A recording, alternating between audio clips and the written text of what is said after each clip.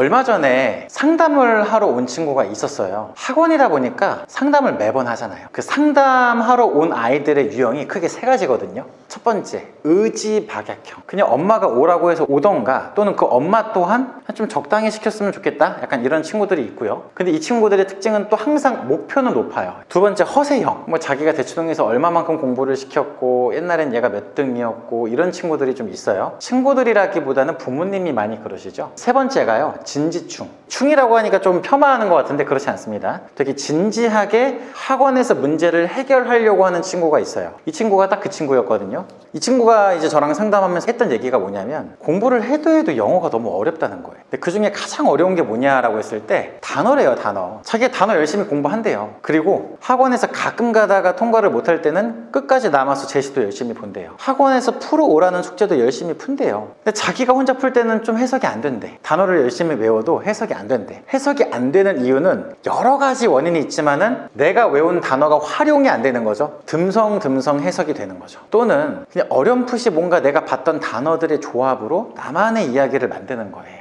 근데 그런 이야기들은 꼭 실제 이야기와 다르죠. 근데 이상하게도 학원 수업을 듣거나 인강을 들으면 그렇게 이해가 잘 된대. 속 시원한 거죠. 빈칸풀이법, 뭐 주제문 찾는 법, 순서 배열 푸는 법, 너무 잘 이해가 되는 거예요. 해설지를 봐도 이해가 잘 되고. 근데 다시 그 해설을 듣고 그 방법을 적용하려고 혼자 또 문제를 풀어보는데 해석이 안 되는 거래요. 그러니까 얘가 지금 이거를 거의 2년 동안 겪고 고3이 돼가지고 너무 답답해가지고 저한테 와가지고 상담을 하고, 어떻게 보면은 엄청나게 저한테 토로를 한 거죠. 왜 그럴까요? 만약에 본인이 이런 상황이다 라고 한다면 오늘 이 영상, 이 내용은 좀 잘 보셔야 돼요. 제가 오늘 이 단어에 대한 이야기를 할 거예요. 저번 시간에 우리가 입시 전략과 공부 전략에 대한 이야기를 했고요. 그걸 바탕으로 영어 공부에 대한 전략을 어떻게 짤 거냐, 그 얘기를 할 건데, 단언컨대 단어만 해결돼도 저는 영어의 80% 이상이 해결된다고 생각하는 사람이에요. 사실 국어도 그렇죠. 완벽하게 한국말을 다 알고 있으면은요, 시간만 많이 주어진다면 다 풀 수 있지 않을까? 그렇잖아요. 물론 뭐 문학 같은 경우에는 못 풀 수 있겠지만 영어도 똑같아요. 영어는 오히려 더 쉽습니다. 단어만 잘 알아도요, 최소 2등급은 보장을 하고요, 단어만으로도 저는 1등급 받을 수 있다고 생각을 해요. 근데 도대체 뭐가 문제냐? 그러니까 여러분들 좀 설명을 할 때 두 가지를 좀 볼 필요가 있어요. 단어표를 가지고 설명을 할 건데, 여러분들 첫 번째 문제가 뭐예요? 단어를 잘 까먹음. 이게 첫 번째 문제 아니에요? 그렇죠? 두 번째 문제는 뭐예요? 해석에 적용이 안 됨. 이 두 가지가 문제죠. 다시요. 단어를 너무 잘 까먹는다. 외워도 까먹는다. 두 번째는요, 아니 외운 것 같은데 내가 아는 단어가 실제 그 해석하고 너무 좀 이질감이 있는 거죠. 해석에 적용이 안 돼. 수업 들을 땐 이해가 되는데 나 혼자 할 땐 안 되는 거예요. 단어를 잘 까먹는 이유는요, 반대로 어떻게 해야 돼요? 단어를 기억 속에 오래 남게 만들어야 되죠. 그럼 두 가지 방법이 있습니다. 안 까먹으려면 어떻게 해야 되냐? 첫 번째, 너무 쉬운 거 아니야? 그냥 반복 횟수를 높이면 돼요. 여러 번 보면 돼요. 그래서 옛날에 어떤 친구가 있었냐면, 공부 잘하는 친구 중에 한 명이 암기가 잘 안 되는 단어들을 모아서 포스트잇을 여기저기 독서실에 붙여놓는 거야. 물론 자기 공간 안에서. 어떤 전략이에요? 화장실 갔다가 자리에 앉으면서 포스트잇을 봐. 밥 먹고 와. 밥 먹고 오자마자 포스트잇을 먼저 봐. 집에 갔다가 아침에 와가지고 책상에 앉자마자 또 한 번 봐. 반복 횟수와 노출 빈도를 높이고자 하는 전략이었죠. 무식하지만 가장 효과가 있죠. 두 번째는요, 뭔가 여러분들 기억 속에 특별성을 높여줘야죠. 길 가다가 누가 너한테 100만 원을 주고 갔어요. 그 사람 얼굴은 절대 안 까먹죠. 이름도 안 까먹어. 그치? 왜? 특별하니까. 근데 맨날 지나가던 사람들의 얼굴들은 기억할 수가 없죠. 단어도 똑같아요. 특별하게 만들어야 돼요. 특별하게 만들려면 어떻게 해야 되죠, 여러분들? 영어에서는요, 감각 활용을 많이 하셔야 돼요. 아마 여러분들 암기를 할 때 대충 눈으로 보거나, 또는 기껏해 하시는 분들은 눈으로 대충 보고 이 스펠링 좀 한 10번 정도 쓰죠. 보고 쓰고. 근데 우리 미국 가면은 금방 단어 실력 늘잖아. 어떻게 공부해요? 보이는 것도 영어고 쓰는 것도 영어지만 말하는 것도 영어고 들리는 것도 영어고 다 영어잖아요. 감각이 좀 더 추가가 됐거든요. 말하고 듣는 거. 맞아요. 요 단어를 암기를 할 때 보고 쓰는 거 이외에도요, 한번 발음도 해보면서 음원 파일을 한번 듣는 거죠. 요즘 맨 위에 QR코드 나와 있잖아. 그거 휴대폰으로 찍으면 바로 음원 소리 알려주거든요. 감각을 많이 활용을 하시면은 머릿속에 특별하게 남아요. 별거 아닌 것 같지만, 근데 애들이 이걸 못하죠. 왜? 스케줄에 치이거든. 오늘 끝나면 수학 숙제 있고요, 국어 숙제 있고요, 수행평가 있고요. 이렇게 뭔가 학원에 치이다 보니까 자기 스케줄을 자기가 조정하는 게 아니라 밀려요. 막 떠밀려서 공부를 하다 보니까 음원을 들으면서 암기할 시간이 어딨어. 학원 가기 2-3시간 전에 공부를 하죠. 그러면은 결론적으로 둘 다 안 되는 거고, 둘 다 안 되면 뭐 하는 거야? 잘 까먹는 거죠. 두 번째 뭐예요? 해석이 적용이 안 된다. 왜 그래요? 예를 들어 이런 거야. 앞에 보세요. 여기 뜻이 뭐죠? 수도. 자, 근데 여기 뜻이 뭐예요? 사형. 맞아요? 뭐도 있어요? 대문자도 있어요. 자본도 있어요. 잘 봐. 요거 뭐예요? 미국의 수도. 맞아요. 자, 요거 센텐스 밑에 뭐라고 나와 있어요? 센텐스는 문장이라는 뜻이야. 다시 뭐라고요? 센텐스는 문장. 자, 그러면은 캐피럴 수도, 센텐스 문장. 그럼 요거 뭐예요? 캐피럴 센텐스 어떤 느낌이야? 수도 문장이죠? 또는 대문자로 된 문장? 보통 이런 말을 많이 하거든요. 아니죠. 이거 무슨 선고야? 사형 선고. 왜? 잘 보세요. 센텐스는 문장인데요. 우리가 옛날에 뭔가 선고를 할 때는 문장을 써가지고 선고를 했거든. 그래서 얘가 문장이라는 어원도 있지만 때에 따라서는 선고하다라는 말로도 쓰여요. 자, capital에서 cap은요. 캡틴, 우두머리, 즉 머리라는 어원에서 왔어요. 머리. 모자에 쓰는 게 캡이잖아. 나라에서 가장 우두머리가 되는 도시를 수도라고 불러요. 대문자에서 가장 우두머리의 크기를 가지고 있는 거를 대문자라고 불러요. 자, 머리를 자르는 걸 뭐라고 불렀어요? 사형이라고 불렀어요. capital 하면은요, 사형의라는 말도 있어요. 자, 무슨 말씀 드리고 싶냐? 여러분들, 첫 번째 뒤에서 말씀드리겠지만 여러분들 영어 단어는 한국말도 마찬가지야. 가다라는 말을 하더라도요, 외국인이 가다가 뭐야 라고 하면은 앞으로 가는 거 이렇게 할 거야? 그럼 질문해. 야, 맛이 가다는 뭐야? 맛이 앞으로 간 거야? 아니잖아요. 맛이 상한 거잖아요. 그러니까 가다라는 것도 하늘나라로 가다 죽은 거죠. 예. 정신이 나가다 미친 거죠. 가다라는 것도 문맥에 따라 여러 가지로 쓰이고, 아마 나중에 아시겠지만 영어 사전에 take라든가 have 이런 거 검색해봐.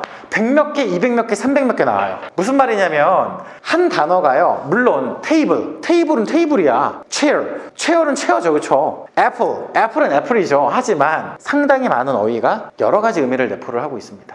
아까 가다처럼. 근데 영어 단어장에서는요, 고등학교 범위는 여기까지야 라고 정해준 거예요. 그러니까 무슨 말이냐면 애들이 보통 이 첫 번째 것만 암기를 하거든요. 그럼 죽었다 깨어나도 이 사형이란 단어는 해석이 안 되는 거예요. 그러니까 여러분들이 적어도 그 단어장에서 범위로 정해준 구간까지는 암기를 하셔야 된다. 더 중요한 거, 해석에 적용을 하려면 밑에 예문을 봐야죠. 얘만 보는 게 아니라 이런 뜻들이 어떤 문맥과 어떤 해석, 어떤 문장에서 쓰이는지. 당연히 이렇게 예문 학습이 되면 뭐가 돼요? 해석에 적용이 되겠죠. 이것도 마찬가지야. 뭐야? 엣지가 뭐가 있어요? 가장자리 모서리, 칼의 날. 근데 유리하다도 있어요. 그래서 have the edge over 하면은 뭐뭐보다 우세하다예요. 근데 얘는 뭐예요? 테이블의 가장자리예요. 뜻이 아예 달라지는데? 원래 가장자리라고 하는 건 뭔가 맨 앞에 있는 느낌이에요. 맨 앞에 있는 거는 칼의 뭔가 날에 해당이 되고요.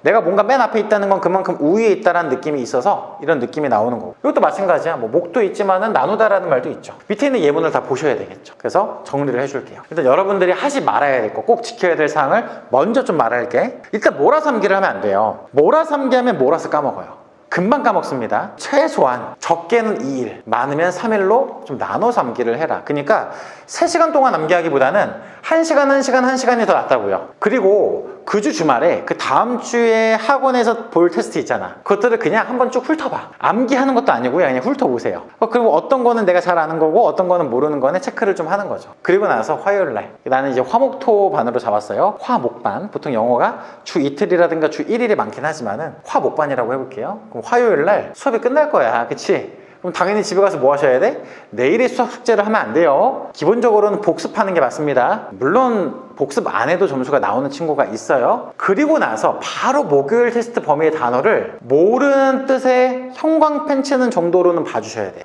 안 그래버리면 반복 횟수가 굉장히 줄어들어. 화요일 이후에 수요일이 되죠. 수요일은 본격적으로 형광펜 친 거. 우리 화요일날 모르는 단어에 형광펜 치잖아. 그러면 수요일날은 형광펜 친 것만 2번째로 암기를 해요. 그럼 내가 모르는 거를 벌써 몇 번 노출을 시켜서 암기한 거죠? 그래, 2번 노출을 시켜서 암기를 했네. 자, 그럼에도 불구하고 안 외워지는 거는 이제 형광펜이 아니라 뭘 쳐요? 별표를 쳐요. 예를 들어 처음에는 형광펜이야. 어떻게 해요? 처음에는 여기 형광펜을 막 쳐.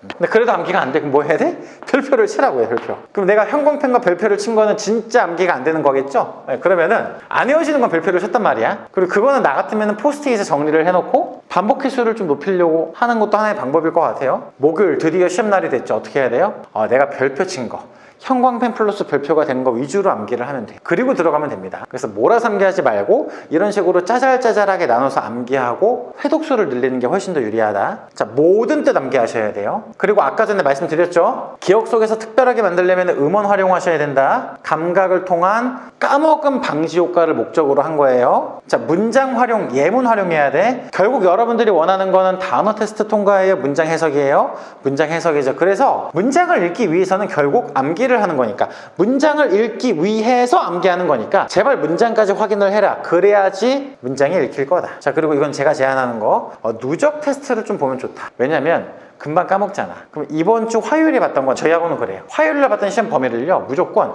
그 주 토요일이라든가 그때 추가적으로 한 번 더 누적 테스트를 봅니다. 까먹는 걸 방지하는 거죠. 그래서 이걸 가지고 제가 커리큘럼을 좀 만들어 봤어요. 단기 완성 버전이 있고요, 1년 이상 나왔을 때 버전이 있습니다. 일단 1년 이상 버전부터 할게요. 첫 번째 회독을 할 때는요, 의미와 철자를 둘 다 쓰는 테스트를 봤으면 좋겠어요.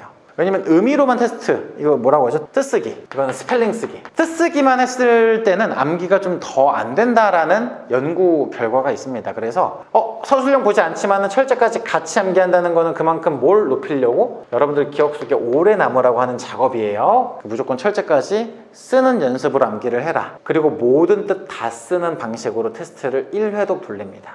그리고 암기할 때 기왕이면은 음원을 활용을 해라. 이런 친구들 특 절대 듣기 안 틀림. 자, 데이 1, 2를 화요일날 테스트를 봐요. 그렇죠? 그리고 데이 3부터 데이 4를 목요일날 테스트를 봐요. 예를 들면. 그리고 토요일 같은 경우에는 누적으로요, 화요일날 하고 목요일날 했던 거를 한꺼번에 복습용으로 테스트를 봅니다. 요러면은 화요일날 외웠던 것 중에 가물가물한 것들이 다시 또 반복이 될 수밖에 없잖아요. 그쵸? 이쯤 되면은 봐봐, 그 전주에 대충 한번 봤어. 그치? 월요일하고 화요일날 암기하고 갔어. 그치? 그리고 화요일날 수요일날 또 목요일 거 암기하고 갔어. 그리고 또 누적 복습 테스트를 해.